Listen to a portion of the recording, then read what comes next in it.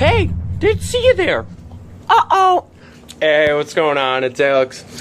I just want to bring everyone today a couple new things that I've been reading and dipping my feet into, like I'm stirring the pot up, you know, grabbing some new ideas. And a couple things I have here, a couple books actually. I got The Warrior Diet by Hofmekler. It's a great book on, especially for men who are looking for more energy in a day, trying to burn fat while preserving muscle. And it kind of tells you how to eat, how to work out, the things you need to stay away from, how to keep your insulin low, your GH high, GH being growth hormone. And then also what I have here is my mentor just actually finished writing her first book called Evolutionary Eating, how we got fat, and 7 simple fixes. Pretty much teaches you how to eat again, because eating is a skill. And I know we don't view it as a skill, but you learn it from when you grow up and the people you're around and how they eat. So check it out. It's a great book. But what I want to talk to you today is a little bit of a mix between both of them. And it has to do with your insulin levels. So what ends up happening is, I know there's the big fad of eating 6 meals a day. There's a big fad of, you know, your main 3 meals. And I think the worst thing for a person to do is actually eat 6 meals a day. Reason being is that there is toxins in food that actually end up building up in your body, and your body needs to naturally detoxify itself so it doesn't build pretty much resistance to these toxins, which over time will start leading to allergies and dysfunctions in the body and a whole multitude of different things, but I'm going to have to read more into that. But what ends up happening is, if you do sort of an intermittent fasting, and what I mean by that is don't not eat, just undereat during your day, and this is what I've been doing, and it's been helping me out a lot. So what I do during my day is I'll eat, for me, and everyone's different, but I do good with fruit. I'll eat a half cup of fruit in the morning, a half cup of fruit towards 5, 6 o'clock at night, and then I'll go to the gym, and then I'll mange afterwards. I'm going to bring in my proteins, my carbs, my veggies, pretty much a multitude of different things that I'm going to eat then to restore my body. But what ends up happening, what I do is, when I don't eat and I undereat during my day, especially low glycemic fruits, is you have your insulin level in your body. And say we'll put on a range from 1 to 100 or 0 to 100. And what I want to do is I want to keep my insulin level at an all-time low, which means I want to keep it at about a 0. And what happens when my insulin level is at an all-time low is that my GH then is at an all-time high. So my growth hormone is going to be up. I'm going to actually repair my body a lot quicker. I'm going to have a lot more energy. I'm going to have a lot more strength, because pretty much GH is your growth hormone. It's what makes you grow. And then also what ends up happening is when your GH and your insulin are at an all-time low, you release a substance in your body called glycogen. And I might have the word kind of mispronounced, but it's not glycinogen, it's not glucose, not any of those. It's called glycogen. And what glycogen does is it starts metabolizing fat a lot quicker for your fuel source. So instead of using carbs for your fuel or eating muscle for a fuel, glycogen uses fat for energy. So now you're in a fat burning state, and you're also preserving your muscle, because you're not in a starvation mode, because what you're doing is actually undereating. You're not eating, which happens when you're going into starvation mode.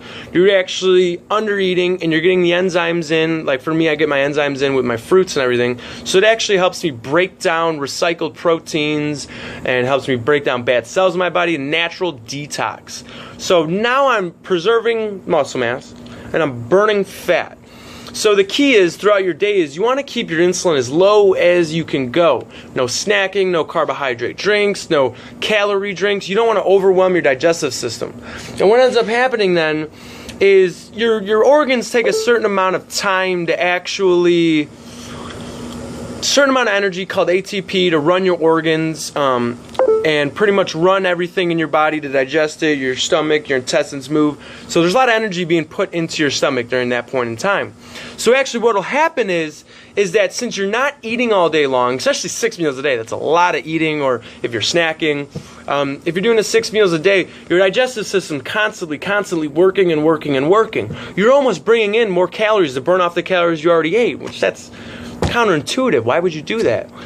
So what ends up happening is is that since my body's not using its energy for my digestive system, I'm actually freeing up a lot of my energy for mental processes, using it for my muscles, my awareness, my keenness, my wit, my quickness, and it helps me keep my energy up a lot more during the day. If you ever like eating during the day and you're just like, I don't want to do anything after I eat. I hate that feeling. And I think everybody does. It's one of the main things people hate about eating a lunch. It's because you feel like afterwards. And yes, it could be the type of foods you're eating and everything, but still, the carbohydrates and everything still give you a moderate spike in insulin. And even if you're a bodybuilder, watching what you eat and eating all the right foods, you still are regulating your metabolism. I'm not saying you're getting a spike to like 80, 90 out of the 100, but maybe you're moderating it at about a 10 or a 20. And I don't know what the parameters of your insulin are, but I'm just giving you a reference point for how your insulin works. So what I do is I bring mine to 0. But a bodybuilder brings his to about here, and he regulates it here throughout his whole day. So actually he's not burning as much fat as I'm burning throughout my day, because mine's already here, GH is way up, glycogen's being released, I'm burning up fat. And then what also happens is throughout time, he's not as sensitive to the carbs and the sugars in his body. So I'm becoming very insulin sensitive, so my body will turn over those carbs into a fuel source very quickly when I get them in. Unlike if you're regulating it at about a 10 or a 20 throughout your day, and then people say, well, you're just regulating it, you still have a lot of energy during the day. But what ends up happening is the long-term effects of this. You're putting on fat, you're not using your fat for energy, and you just go through life like this. And then maybe it goes up a little bit, but you're regulating it. You're never dropping it completely down. And so what the key is to losing fat is pretty much watching what you eat and giving yourself body enough time in your day to detoxify, do an intermittent fast, burn up your fuel source of fat. So men in general don't need fat. We have no need for fat. Fat's not an energy source for us. We gain muscle, we gain strength. So if we ever need to get in a situation where we need to burn up some of our fuel for energy, we'll burn off muscle. But we're not living in an environment where we have to worry about that. We don't have to worry about burning up muscle because we always have food available to us. You just got to choose the right foods, you got to eat in the right way, and you got to have skill, man. You got to have skill to eat good. So check it out. Check out Evolutionary Eating by Theresa Nesbitt. And check out Warrior Diet by Hofmekler. This one's great for everybody.